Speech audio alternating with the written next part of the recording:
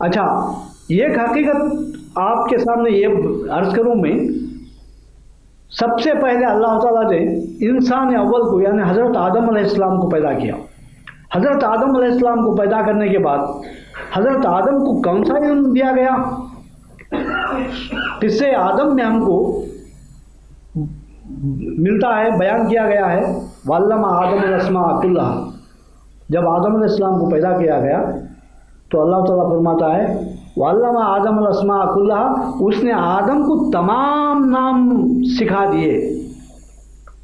تمام نام سے کیا مراد ہے؟ الاسماء کلھا، تمام نام، ہر قسم کے نام۔ یہ مفسرین بیان کرتے ہیں اس سے مراد ہے اشیاء اور ان کی خصوصیات، ان کے آثار و خواص کا علم دیا گیا تھا حضرت آدم کو۔ علامہ ابن جریر طبری، علامہ ابن کثیر، امام رازی، امام اور دوسرے امام زمخشری اور کئی مفسرین نے اس کا یہی مفہوم بیان کیا ہے۔ اکثر مفسرین کی نزدیک اس سے مراد یہ ہے کہ حضرت آدم علیہ السلام کو تمام اشیاء اور ان کے آثار و خواص کا علم دیا گیا تھا۔ اچھا، اب دیکھیے سائنس، آپ کہتے ہیں سائنس، یہ سائنس کیا چیز ہے؟ سائنس جو ہے اشیاء کا مطالعہ، دنیا میں جتنی بھی چیزیں پائی جاتی ہیں، چاہے وہ زمینی ہو، چاہے تحت الارض زمین کے اندر کی ہو، چاہے وہ فضا کی ہو، چاہے آسمانوں کی ہو، یہ اشیاء کائنات ہی کا مطالعہ وہ بھی کرتی ہے۔ Physics, chemistry, biology, geology, astronomy لیجیے، اسٹرانومی میں فلکیات کا مطالعہ کیا جاتا ہے۔ بایولوجی میں جو ہے حیوانات اور نباتات کا مطالعہ کیا جاتا ہے۔ جیولوجی میں ارضیات کا مطالعہ کیا جاتا ہے، زیر زمین پائے جانے والی اشیاء۔ اور فزکس اور کیمسٹری میں ان اشیاء کا تجزیہ کیا جاتا ہے، چیر پھاڑ کر دیکھا جاتا ہے کہ اس میں کیا کیا چیزیں کتنے تناسب کے ساتھ موجود ہیں اور اس میں کیا کیا قوتیں کار فرمائیں، چاہے وہ برق و بھاپ کے تعلق سے ہو، چاہے روشنی کے تعلق سے ہو، چاہے آواز کے تعلق سے ہو۔ یہ فزکس اور کیمسٹری۔ غرض یہ سائنسی علم کیا ہے؟ سائنسی علم اشیاء کی چیر پھاڑ اور ان کا گہرائی کے ساتھ مطالعہ، یہی علم حضرت آدم علیہ السلام کو دیا گیا تھا۔ وَعَلَّمَ آدَمَ الْأَسْمَاءَ كُلَّهَا، آدم کو تمام نام اللہ تعالیٰ نے بتا دیے تھے۔ تمام نام یعنی کائنات میں جتنی بھی چیزیں ہیں۔ حضرت ابن عباس رضی اللہ تعالیٰ عنہ سے منقول ہے تفسیر ابن جریر میں، ھذا بعیر، ھذا جبل، ھذا نہر، ھذا فلاں فلاں فلاں، یہ چیز اس کا یہ نام ہے، اس کا یہ نام ہے، اس کا یہ نام ہے۔ یہ حضرت ابن عباس سے منقول ہے۔ اور بخاری شریف میں جیسا کہ علامہ ابن کثیر نے اپنی تفسیر میں نقل کیا ہے، بخاری شریف میں آتا ہے قیامت کے دن جب شدت کا وقت ہوگا اور تمام لوگ جو ہے دہشت زدہ رہیں گے اس روز کی ہیبت سے، اس وقت تمام لوگ حضرت آدم علیہ السلام کے پاس جائیں گے اور ان سے کہیں گے انت ابونا خلقک اللہ بیدک وعجد لک الملائکہ وعلمک اسماء کل شیء۔ یہاں اس کی تشریح ملتی ہے، الاسماء کلھا، اس کی تشریح حدیث شریف میں ملتی ہے، وعلمک اسماء کل شیء، اور تم کو اللہ تعالیٰ نے تمام چیزوں کے نام بتا دیے تھے۔ تو یہ علم جو ہے حضرت آدم کو ان کی پیدائش کے وقت ہی دے دیا گیا تھا۔ سوال پیدا ہوتا ہے وہ یہ قصہ جو ہے حضرت آدم علیہ السلام کا قصہ ایک اعجازی انداز میں مذکور ہے قرآن حکیم میں، اب یہاں پر ایک سوال پیدا ہوتا ہے، اس کی کیا اہمیت ہے؟ اس پر ہم لوگوں نے غور نہیں کیا. ہم تو اس پر خوش ہو گئے کہ اللہ تعالیٰ نے ملائکہ پر حضرت آدم کو فضیلت دے دی، سارے نام بتا کر پہلے ہی جو ہے وہ امتحان میں پاس کرا دیا، پھر جو ہے کہہ دیا کہ اسجدوا لآدم، آدم کو سجدہ کرو. لیکن اس میں کیا چیز، کیا سبق ہمارے لیے پوشیدہ ہے، اس پر ہم نے غور نہیں کیا. اس کا مطلب یہ تھا اور یہ ہے، آدم علیہ السلام کو چونکہ اللہ تعالیٰ نے خلیفہ بنا کر پیدا کیا تھا، وَإِذْ قَالَ رَبُّكَ لِلْمَلَائِكَةِ إِنِّي جَاعِلٌ فِي الْأَرْضِ خلیفہ. جب تمہارے رب نے فرشتوں سے یہ کہا کہ میں زمین میں ایک خلیفہ پیدا کرنے والا ہوں، پھر اس کے بعد مکالمہ ہوتا ہے اللہ تعالیٰ اور فرشتوں کے درمیان. پھر اس کے بعد یہ بات آتی ہے وَعَلَّمَ آدَمَ الْأَسْمَاءَ كُلَّهَا ثُمَّ عَرَضَهُمْ عَلَى الْمَلَائِكَةِ فَقَالَ أَنبِئُونِي بِأَسْمَاءِ هَؤُلَاءِ إِن كُنتُمْ صَادِقِينَ. انہوں نے اعتراض کیا تھا کہ کیوں ایسے مخلوق کو کیوں خلیفہ بناتا ہے جو زمین میں فساد برپا کرتی ہے اور خون ریزی پیدا کرتی ہے، ایسی مخلوق کو تو کیوں خلیفہ بنائے گا؟ تو اس کے جواب میں اللہ تعالیٰ نے فرمایا انی عالم ما لا تعلمون، میں وہ بات جانتا ہوں تم نہیں جانتے. پھر اس کے بعد ارشاد ہوتا ہے وَعَلَّمَ آدَمَ الْأَسْمَاءَ كُلَّهَا، اور اس نے حضرت آدم کو تمام اسماء سکھا دیے، بتا دیے. ثُمَّ عَرَضَهُمْ عَلَى الْمَلَائِكَةِ، پھر فرشتوں کے سامنے پیش کر کے کہا کہ آپ بتاؤ ان چیزوں کے نام. فرشتوں کے سامنے اشیاء پیش کی گئی، بتاؤ یہ کیا چیز ہے، یہ کیا چیز ہے، اس کے کیا آثار ہیں، کیا خواص ہیں، نہیں بتا سکے وہ. تو پھر حکم ہوتا ہے آدم کو، آئے آدم تم بتاؤ. وہ فر پر تمام چیزیں بتا دیتے ہیں.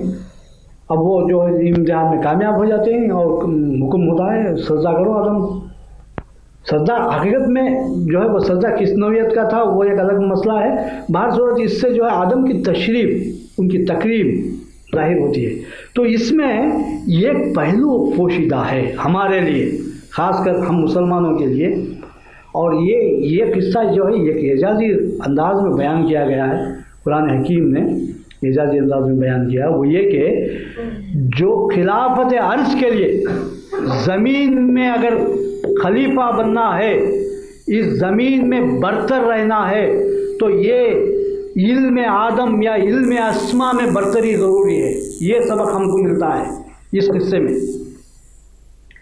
اس کا مطلب یہ ہوا جو قوم یا جو ملت اس علم میں ماہر بنے گی، اس علم میں برتر بنے گی، وہ اس زمین میں خلیفہ بنے گی. یہ بالکل منطقی مفہوم ہے، اس میں کوئی ہیر پھیر نہیں ہے. اور جو قوم اس میدان میں پیچھے رہ جائے گی وہ دوسروں کی دست نگر بن جائے گی، مفلس اور قلاش بن جائے گی. آج چونکہ آج ہم اپنی آنکھوں سے دیکھ رہے ہیں اس علم میں جو قوم فائق اور برتر ہے وہ جو ہے آج پورے زمین کے خزانے اس کے ہاتھ میں ہیں، اور عسکری اعتبار سے، فوجی اعتبار سے، سیاسی اعتبار سے اس کی دھاک بیٹھی ہوئی ہے.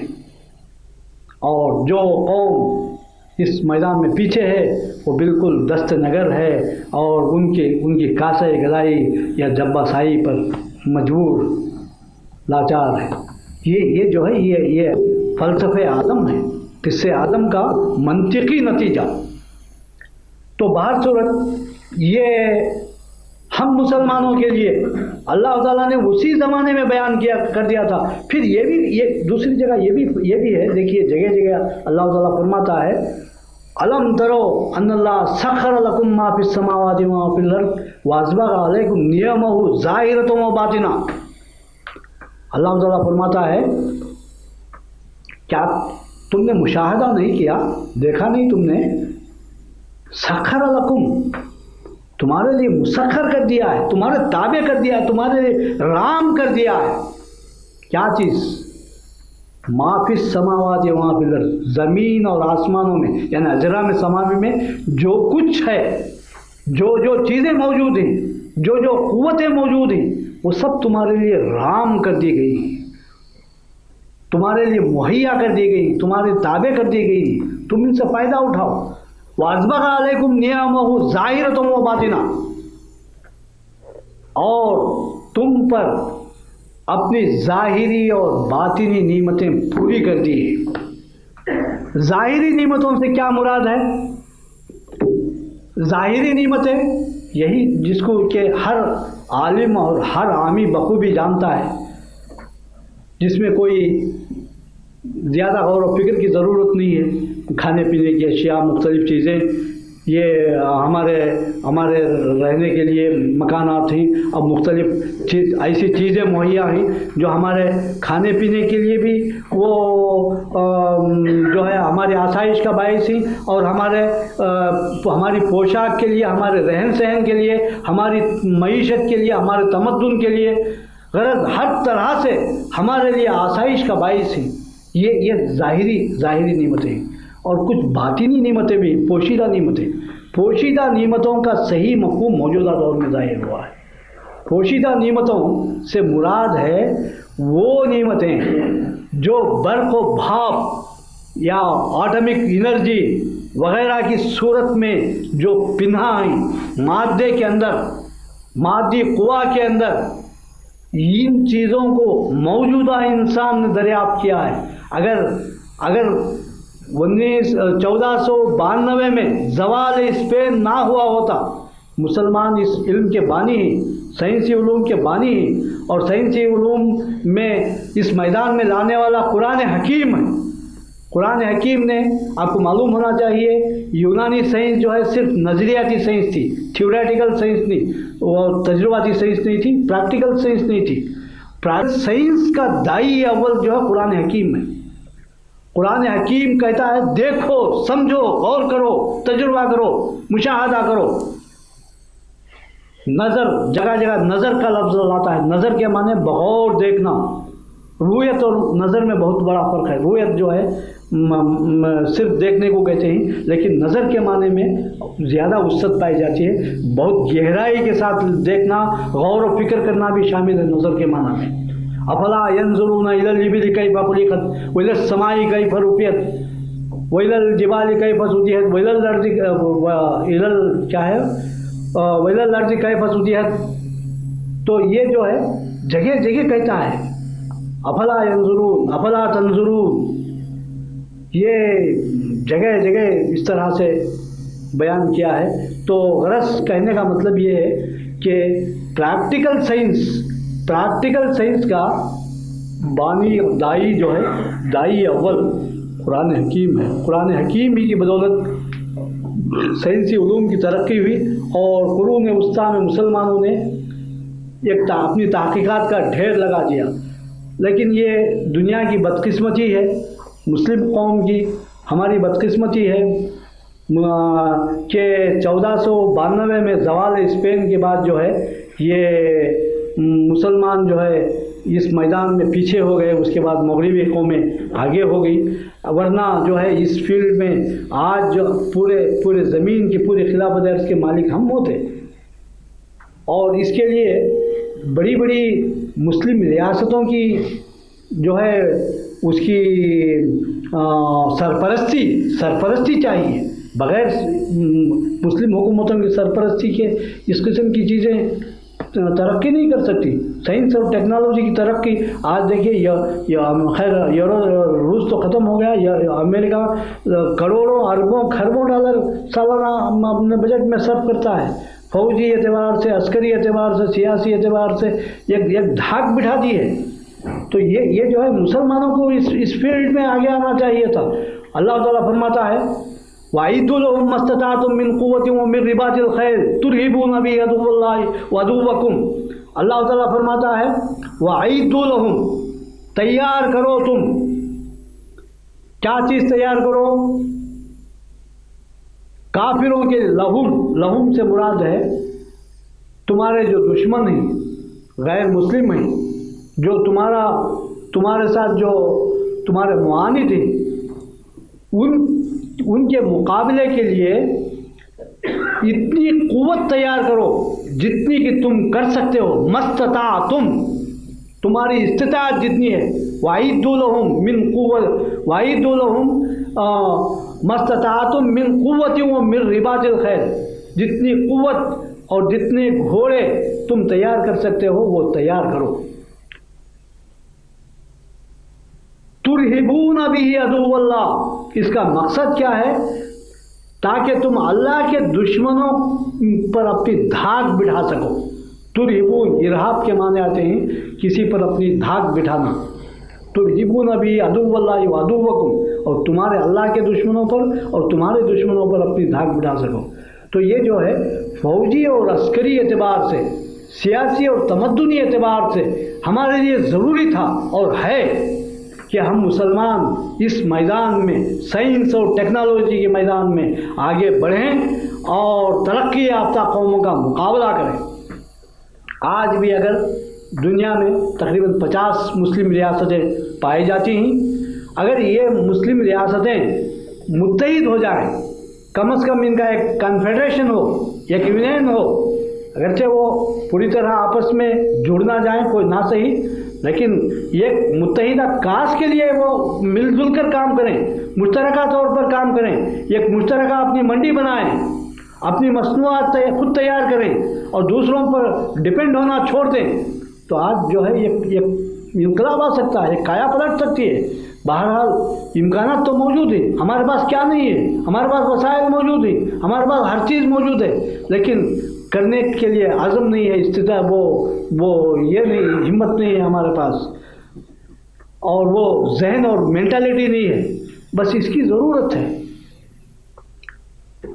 बाहर सूरत ये किस्से आदम का एक पहलू है कि हम इस मैदान में कमज़ोर ना हों बल्कि ज़ोर आवर हों और आगे बढ़ें। ये खिलाफत अर्ज़ के लिए बहुत ज़रूरी है।